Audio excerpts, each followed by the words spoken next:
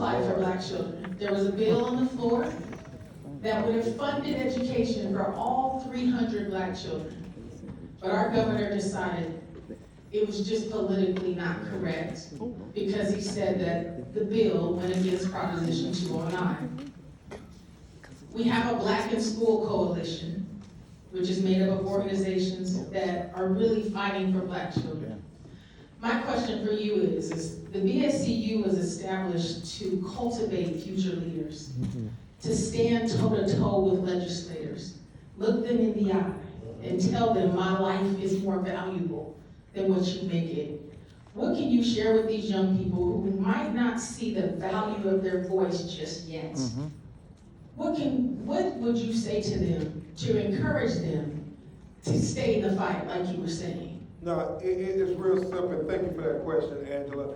It goes to what we were saying about making sure you're well armed to protest the enemies of equality, whose main objective in life is to keep you in your place. They don't ever want you to be able to enjoy the greatness of America. They want you to forever be inferior, second-class citizens. At least they want you to be convinced that's what you are. You were never that, and you will never be that. Angela, I say two things. Our children have to know with education that they can't be denied. And I get it. And me and Cliff talk about it a lot. You know, Kendrick Lamar, Snoop Dogg, Cardi B, we interact with all of them.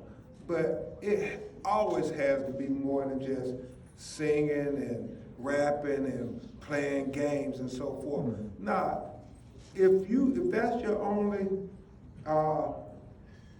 talents, it's not going to be very long. It's going to be short.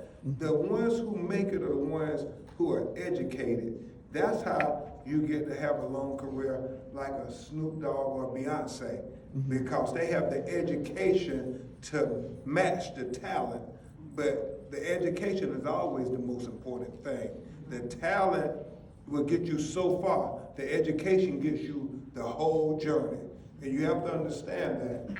And to Governor Newsom and them, you know, political expediency is real. People always want to do what's best for them. That's right.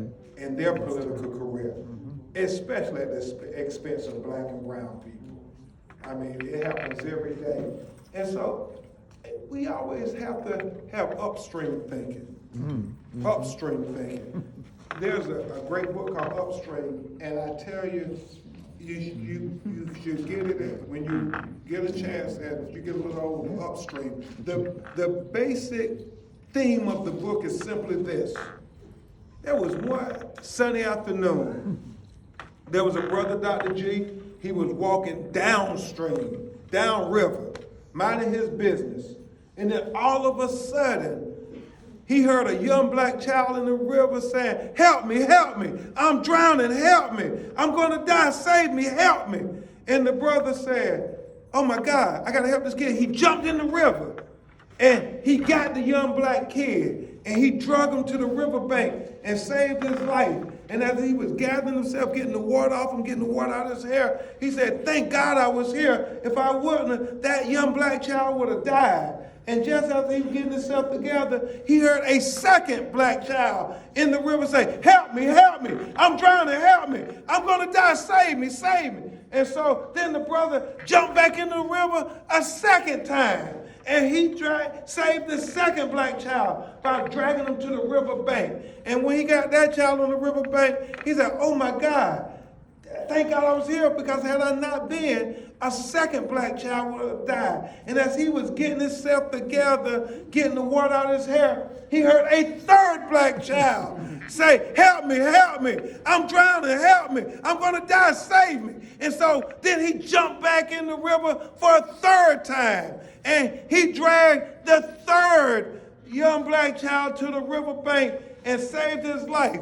But this time, he said, "What I want to know is who the hell upstream keep throwing our black children in the river. Because by the time they get downriver, it's too late to save them all.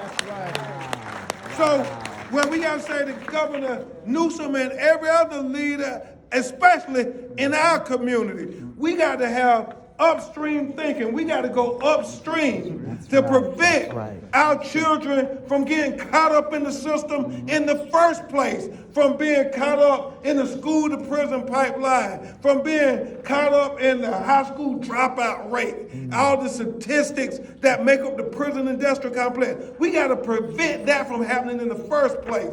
And upstream thinking. That's what we got to do. We got to be proactive. Yes. We can't be reactive. And that's why I applaud you, Angela Barfield and Mari.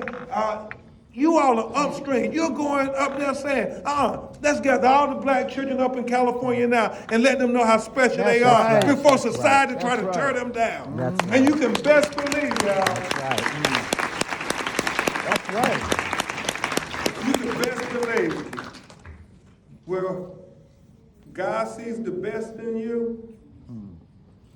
A lot of people in society won't see the best in you. And so that's why it's up to us, as often as we can, to remind you all that you're special.